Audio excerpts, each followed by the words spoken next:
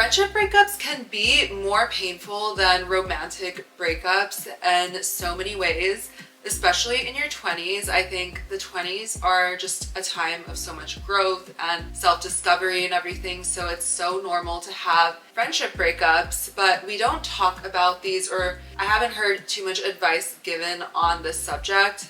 Someone actually requested this video on my latest video, and I thought it was a really good topic to cover. I actually talked about this on my TikTok before, and the idea of losing friends in your 20s and why it's actually a beautiful thing.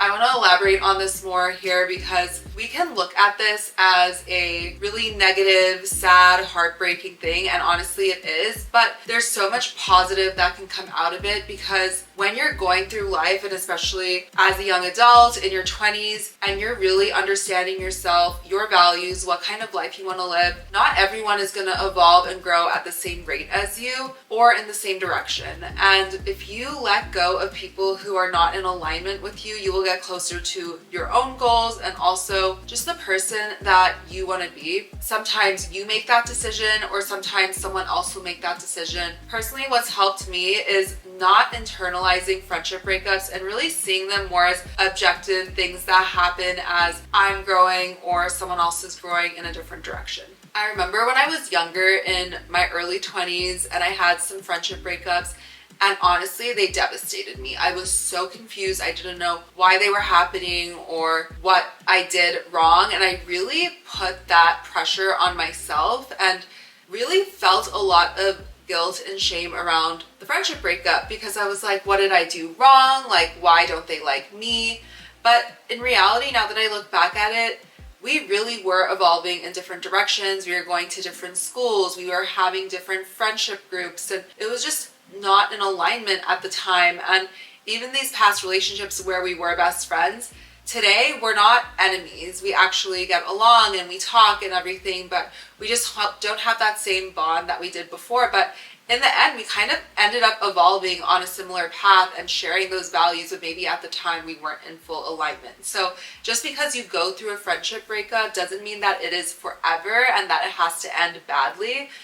Even if it does end badly, you can always rekindle a friendship or make amends at least. I've had this happen as well. And then there's also friendship breakups where there is a lot of toxicity. Maybe there's resentment in the relationship, or you really are evolving at different rates and you may be trying to pull them up with you, or they may be trying to pull you up, but you're not really making the same decisions for your life. And these can be really painful, especially if you're in this friendship and you guys are so close, but you're feeling that toxicity. Maybe that person is insecure and bringing you down or sabotaging you in a way. And it's really important in those situations and those friendships to take a step back and reflect on what kind of person do you want to be friends with, who are you, and what kind of life do you want to live, and what kind of friend do you want to be. Because if you feel like someone's not bringing out the best in you, or you're doing that to them,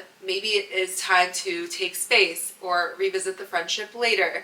Sometimes you're so close with somebody that when you spend so much time together, you need a break, and that's normal too. But it's always great to communicate in these circumstances, let each other know, like, hey, like, let's just take some space and talk later, because too much of anything is never good, and that includes people, whether it's a romantic relationship or a friendship.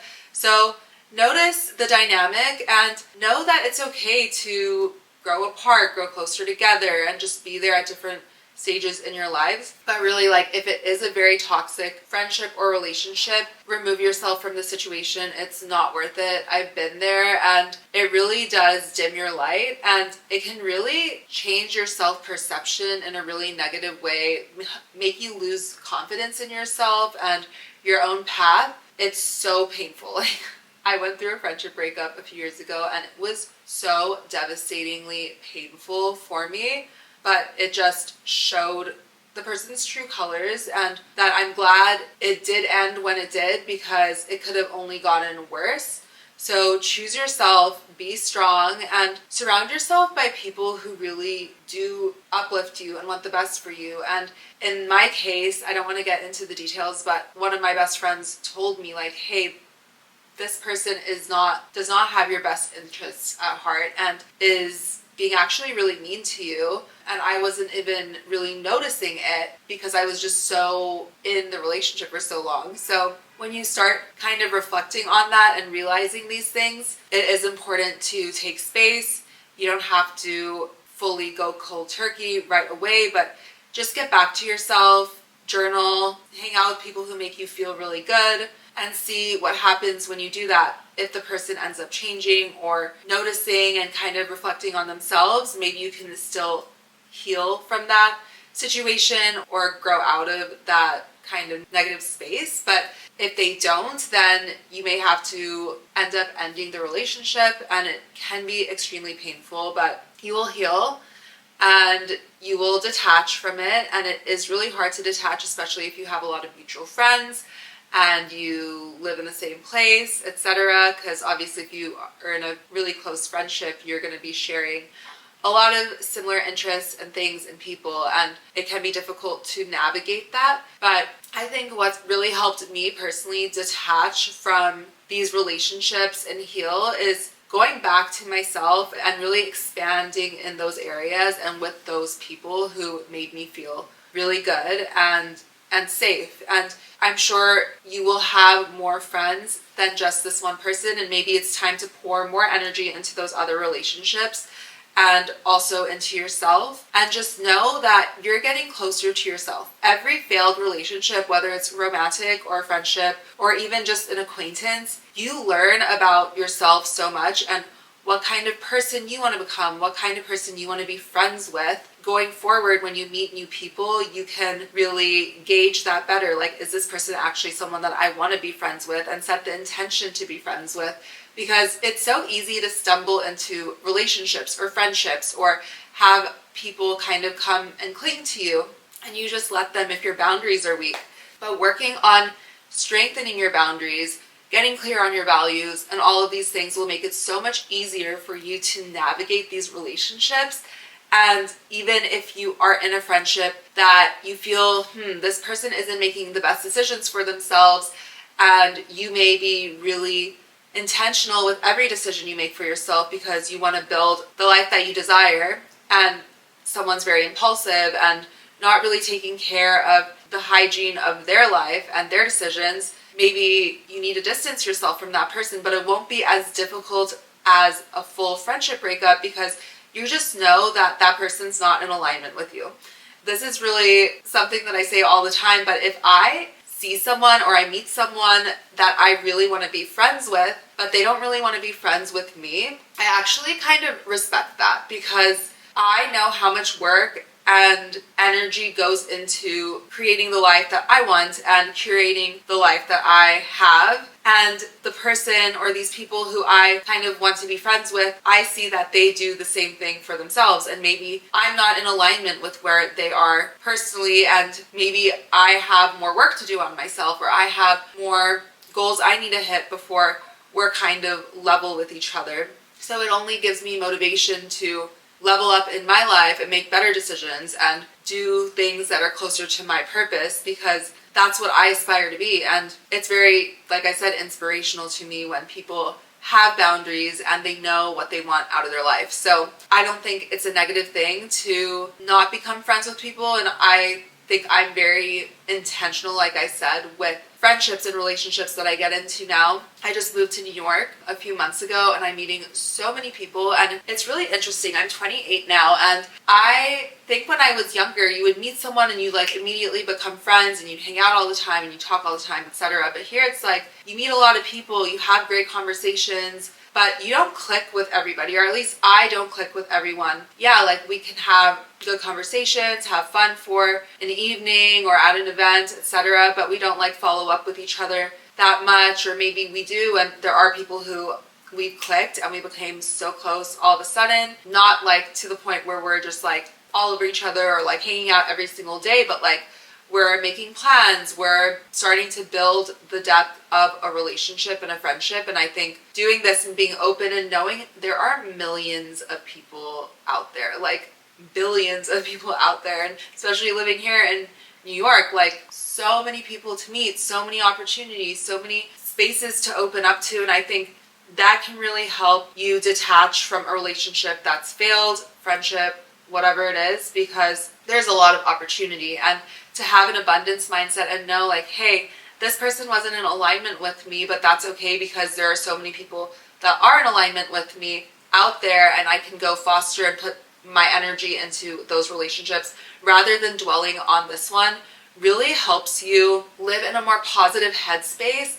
And also remember that you are good, you have good qualities to offer, you have a lot to bring to the table, and not focus on those things that maybe that person made you feel you were lacking. Because one of the questions for the person that requested this video was how to detach from a friendship or a relationship. And another way, this is kind of drastic, but move. Like if you go through a breakup, move.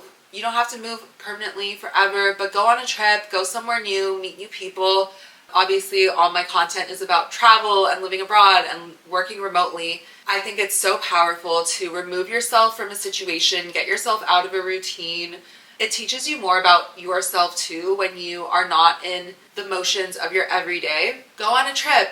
Go away for a month if you can, if you work remotely. Spend time with different people. Like, put yourself in a unique situation. And yeah, you'll get lonely. Like, there's no getting around that. Like, I moved here to New York and I live alone, and I moved here alone. And at times, like, it's lonely, but I love my own company. And I think learning to really love your own company and who you are and your own journey is so powerful and empowering. Like, I feel so proud of myself and good knowing that I've got myself. Like, I am taking care of myself, and I have an amazing supportive network of friends and family around me. But at the end of the day, like, I'm good with myself, and that is the most special way to detach. And I think whether this goes for a friendship or a romantic relationship and you're with a partner, etc., like, you need to be whole on your own, and you need to be proud and good with who you are before you can like join any sort of relationship, because then you will end up